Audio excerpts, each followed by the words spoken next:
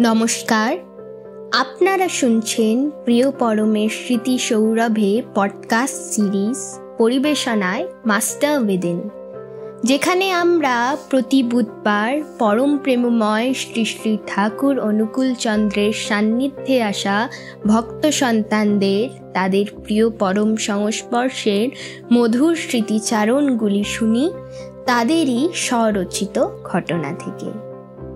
এই শ্রবণানুগ নিদিধ্যাসনের পরশে আমরা সহজভাবেই কত জীবনের গূঢ় তত্ত্ব জানতে পারি, বুঝতে পারি ও সর্বোপরিভাবে সেই প্রেমালিঙ্গন উপভোগ করতে পারি মনন রাজ্যে।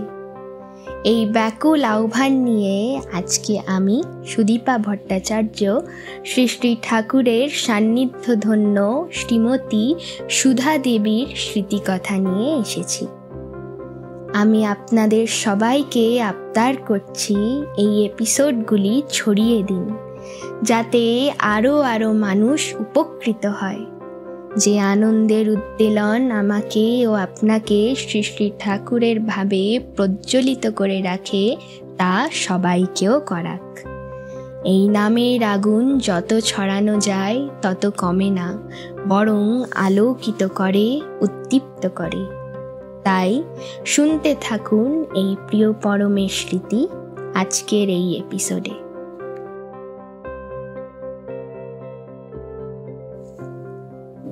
নানা রঙের দিনগুলি, শ্রীমতী সুধা দেবী।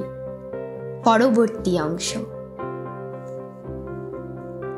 সৎসঙ্গে আসার দিন কয়েকের মধ্যেই শ্রী শ্রী ঠাকুরের বড় মেয়ে সাধনার সঙ্গে আমি খুব ঘনিষ্ঠ হয়ে উঠেছিলাম। আমার মেজ বোন উষার চাইতেও সাধনা 2-1 বছরের ছোট ছিল। বড় মিষ্টি মধুর ছিল তার ব্যবহার, তেমনি গাম্ভীর্য ব্যক্তিত্বপূর্ণ ছিল তার চলন। সাধনা সাধারণত মাতৃমন্দিরের উপরতলায় থাকত। সেখানেই ও পড়াশোনা, ঠাকুর পুজো ইত্যাদি করত। অনেক মেয়েরা তার ঠাকুর পুজোর সময়ে সমবেত হতো। শঙ্খ, ঘণ্টা, কাঁসর বাজিয়ে এই পুজো হতো। আমিও মাঝে মাঝে উপস্থিত হতাম পুজোর এই আসরে। মনে আছে একদিন আমরা সকলে, যেমন কমলা, নগেন মাস্টার মশায়ের বড় মেয়ে, উষা, রাধা, অশ্বিনী বিশ্বাসের ছোট মেয়ে, সুধা, কুমিল্লার মায়ের মেজ মেয়ে, লিলি বসু, পরিমল মায়ের মেয়ে, আরও অনেকে, তাদের নাম আজ আর মনে নাই, ঠিক করলাম সামনের পয়লা বৈশাখ থেকে শুরু করে সারা মাস আমরা ফুলের মালা হাতে শ্রী শ্রী ঠাকুরের সামনে গিয়ে পুজো করব। পুজোর মন্ত্রটি আমরা গানের মাধ্যমে প্রকাশ করব। তারপরে গান শেষ হলে সকলে আমরা শ্রী শ্রী ঠাকুরের পায়ে মালাটি অর্পণ করব। সাধনা ও অন্যান্য মেয়েরা তো ভীষণ খুশি। আমি বললাম, জিনিসটি তো চমৎকার হবে, কিন্তু ওরকম গান লেখা তো আমার শক্তিতে কুলোবে না ভাই। সঙ্গে সঙ্গে সাধনা বলল, চলুন সুধাদি, আমরা সবাই মিলে এক্ষুনি কেষ্ট কাকাকে ধরি গিয়ে গানখানি তাঁর কাছ থেকে আদায় করা চাই। পরের দিনই গানখানি পণ্ডিতের বাবা লিখে দিলেন, সুর দিলাম আমি। সুরটি তিনি অনুমোদন করলেন। 2-3 দিন পরেই পয়লা বৈশাখ। আমাদের ঠাকুর পুজো আরম্ভ হলো। দিন দিন পূজারিনীর সংখ্যা বাড়তে লাগলো। অনেক বর্ষীয়সী মায়েরাও এই পুজোয় যোগদান করলেন। আমাদের এই পুজো পরপর 2-3 বছর চলেছিল।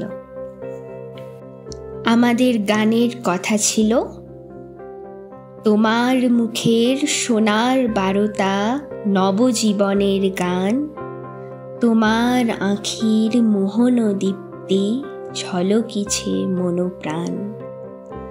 দাও ওগো আজ নবীন শক্তি, নববরষের নবানুরক্তি, জীবন বৃদ্ধি দাও আমাদের, সেবার অবদান।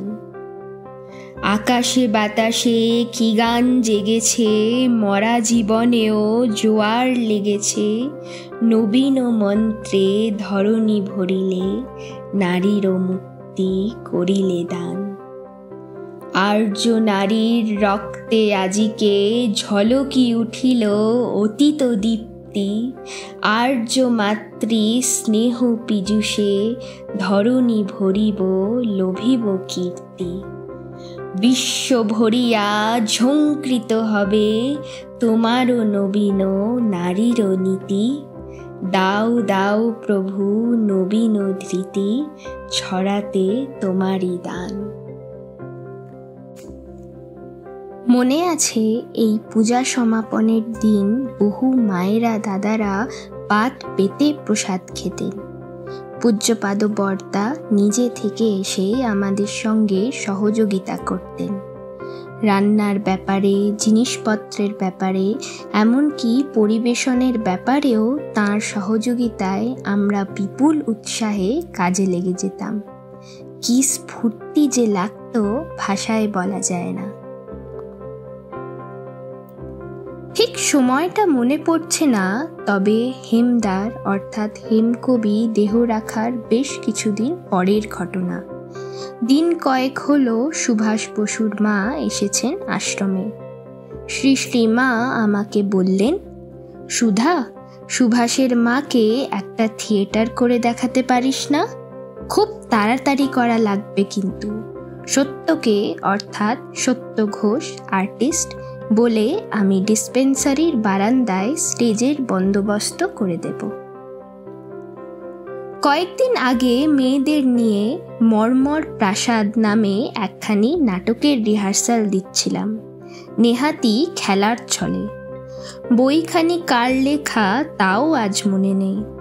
সাধনা অর্থাৎ শ্রী শ্রী ঠাকুরের বড় মেয়ে, উষা, দুলু, পূজ্যপাদ বর্দার শালী, রাধা, শান্তি ঘোষ, অমূল্য ঘোষের বোন, বেবি, পুতুল অর্থাৎ গোপালদার ভাইজি এবং বোনঝি, ওদের সকলকে পড়ে শুনিয়েছিলাম।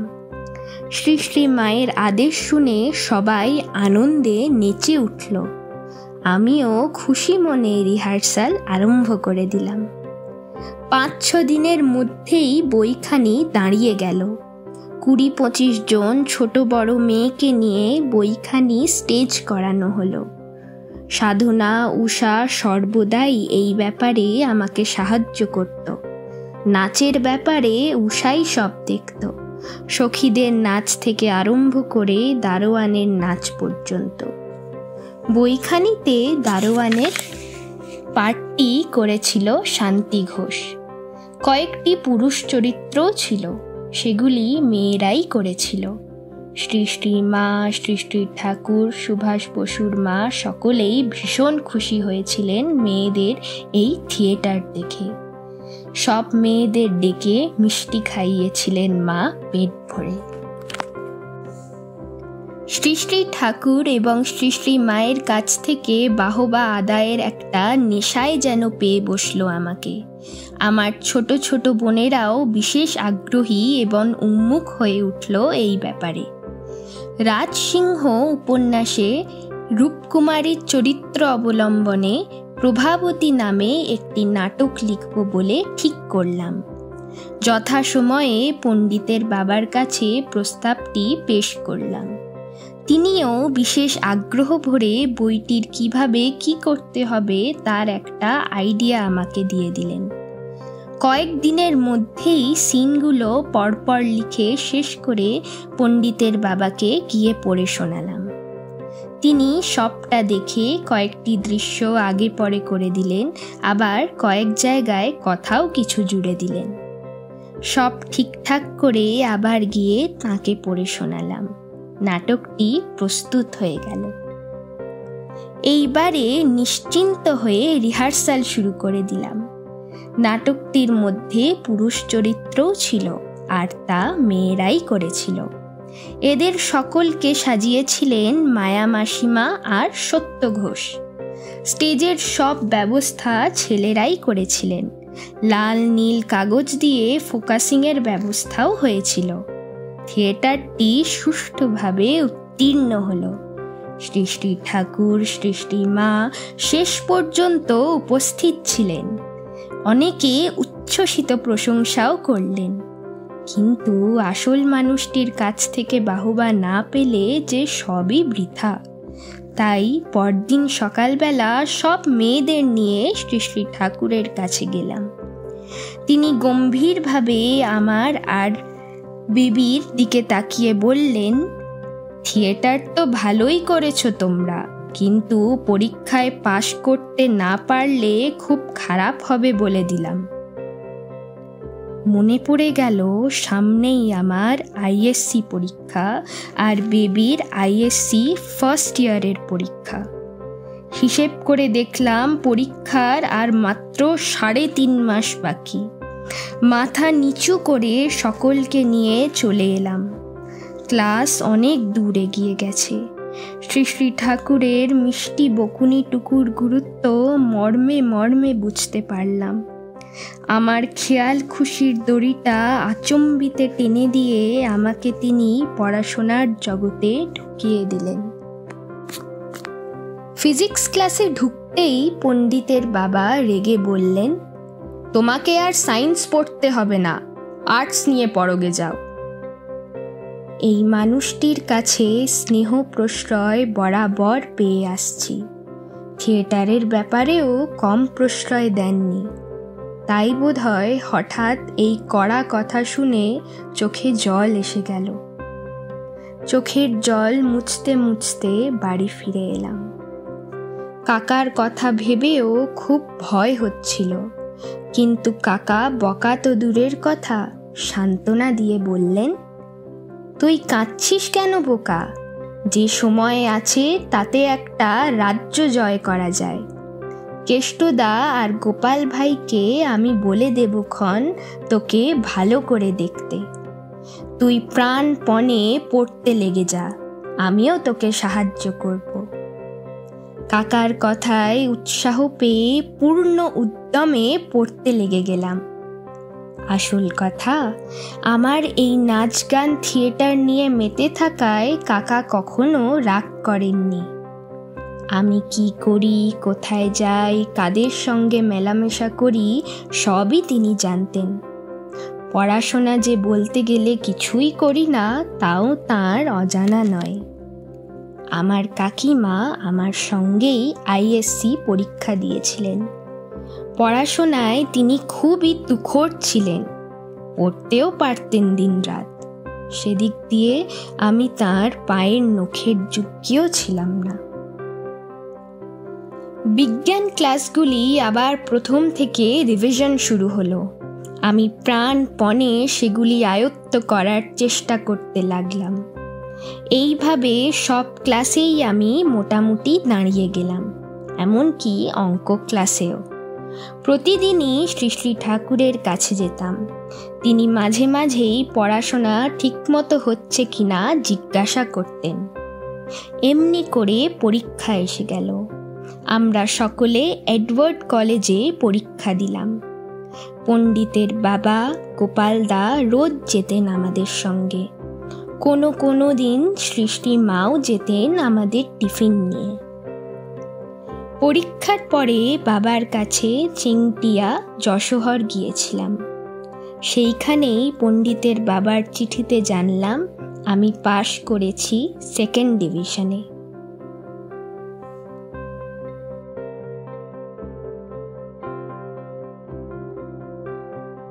আপনারা শুনছিলেন প্রিয় পরমের স্মৃতি সৌরভে সিরিজ পরিবেশনায় মাস্টার বেদিন। আজকের পর্ব শ্রদ্ধেয়া সুধা মায়ের স্মৃতি নানা রঙের দিনগুলির শেষ অংশ। কেমন লাগলো আপনাদের আজকের স্মৃতিচারণ? আমাদের কমেন্টের মাধ্যমে অবশ্যই জানাবেন, আর আরও মানুষের সঙ্গে এই ভিডিওটা শেয়ার করে শ্রী শ্রী ঠাকুরের বার্তা পৌঁছে দেবেন। আমরা বিভিন্ন contents, podcast, video, live show ইত্যাদির মাধ্যমে সকলের কাছে শ্রী শ্রী ঠাকুরের জীবন ও আদর্শ অবিকৃতভাবে তুলে ধরার চেষ্টা করছি। আপনি যদি আমাদের এই ইষ্টস্বার্থ প্রতিষ্ঠার অভিযানে সহযোগিতা করতে চান, অবশ্যই আমাদের চ্যানেল মাস্টার উইদিন বেঙ্গলিকে সাবস্ক্রাইব করবেন। আমাদের ফেসবুক পেজ ও হোয়াটসঅ্যাপ চ্যানেলও আছে, যেখানে আপনি আমাদের সকল পরিবেশনাগুলি সরাসরি পেয়ে যেতে পারেন। এই সকল পেজ ও চ্যানেলের লিঙ্কসগুলি আপনি এই ভিডিওটির ডেসক্রিপশন সেকশনে পেয়ে যাবেন। তাহলে দেখা হচ্ছে আবার আগামী বুধবার। আমরা চলে আসব আপনাদের কাছে শ্রী শ্রী ঠাকুরের আরেক ভক্ত অনুগামীর প্রিয় পরমের পরশ মাখা স্মৃতি নিয়ে।